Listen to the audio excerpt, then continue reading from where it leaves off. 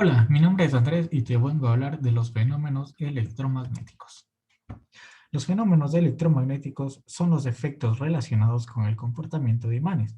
Es decir, cuando dos imanes interactúan, los polos opuestos se atraen y los iguales se repelen. Entrando en contexto, el electromagnetismo es una de las cuatro interacciones fundamentales de la naturaleza. Las otras tres son la fuerte interacción, la interacción débil y la gravitación. El electromagnetismo es la fuerza que causa la interacción entre las partículas cargadas eléctricamente. Es decir, en las áreas en las que esto ocurre tendremos a los campos electromagnéticos. El electromagnetismo es responsable de prácticamente todos los fenómenos relacionados con la vida diaria, incluso para los involucrados con los procesos químicos que surgen de las interacciones entre los electrones que orbitan los átomos. Te vengo a hablar también sobre un poco de historia.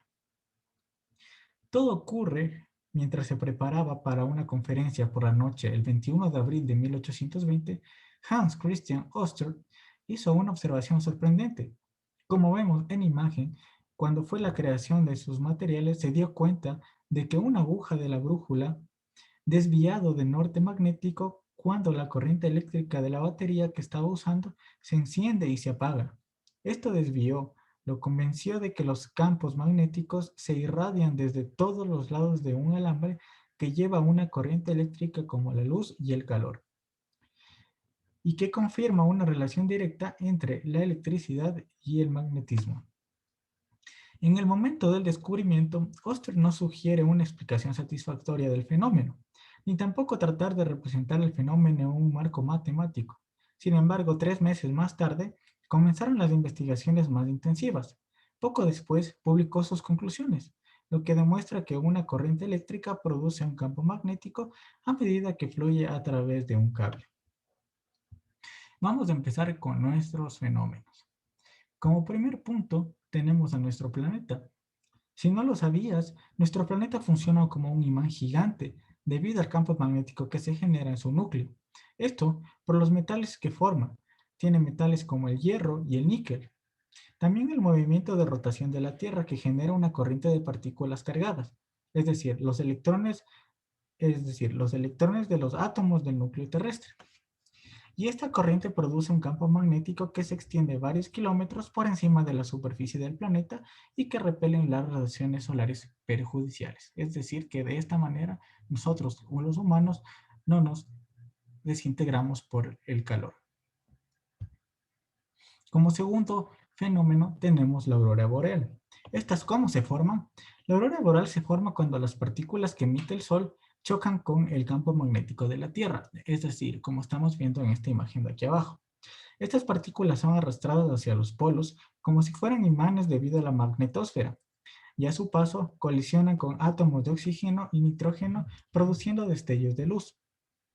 La actividad solar que forma la aurora boreal hace que el Sol emita estas partículas llamaradas y manchas solares constantemente cargadas.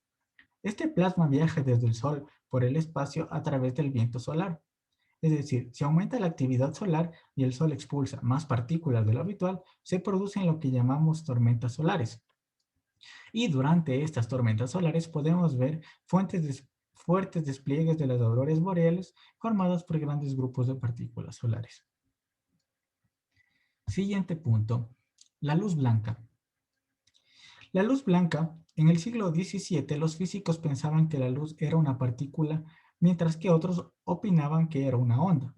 Para el siglo XIX ya aparecía la luz como una onda electromagnética. En 1900, Max Planck demostró que la luz consistía en paquetes de energía a los cuales llamó cuantos. Y en 1905, Albert Einstein demostró que la luz se comportaba como una partícula o paquete. La luz blanca es la suma de vibraciones electromagnéticas con longitudes de onda de 350 a 750 nanómetros, como podemos observar en la regla inferior. Se forma por saltos de los electrones en la órbita de los átomos. La luz es partícula y onda. Isaac Newton logró demostrar que en sus colores espectrales por medio de un prisma, la luz se comporta como materia y como onda. La energía del Sol llega a la Tierra en forma de ondas La luz viaja en línea recta, por eso nuestros ojos perciben las imágenes de forma invertida. En el arco iris se descompone la luz blanca en diferentes colores que van del rojo al violeta. Cada color que lo compone tiene su longitud de onda fija y por lo tanto con diferentes frecuencias de ondas. Cualquier onda electromagnética posee una cantidad determinada de energía que es inversamente proporcional a la longitud de onda. Dada esta propiedad, un rayo láser puede generar energía suficiente como para cortar metales, láminas de plásticos o sustituir el bisturí en operaciones quirúrgicas tan delicadas como la de la vista.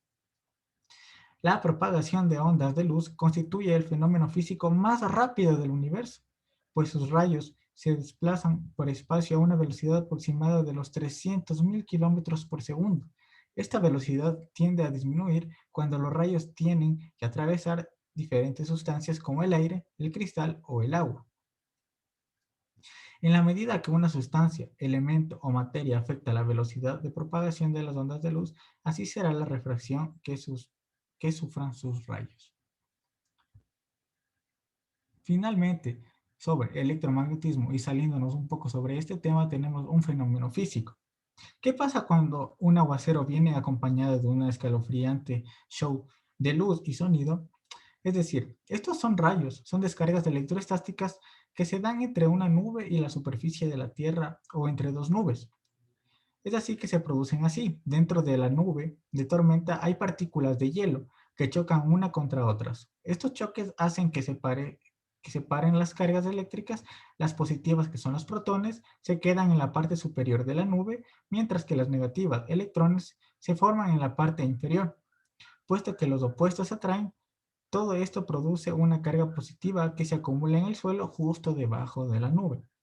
La carga eléctrica del suelo se concentra alrededor de cualquier objeto que sobresalga, como un árbol, una montaña, una persona, algún material metálico, y tarde o temprano la carga que sale de estos puntos se conecta con lo que está en la parte inferior de la nube, y desde esta manera cae la carga que llamamos rayo. Para entender mejor, es como coger dos piedras, una blanca y una gris. Al golpear una con la otra se produce una luz o chispa que es como rayo que vemos en las tormentas. Las cargas positivas y negativas se atraen como un imán, permitiendo que podamos ver rayos y relámpagos en el cielo cayendo a la Tierra. Es decir, que todos estos fenómenos actualmente son un espectáculo para nosotros como humanos. Sin embargo, algunos de ellos pueden hacer daño, como estos rayos. Y muchas gracias por su atención. Eso ha sido todo.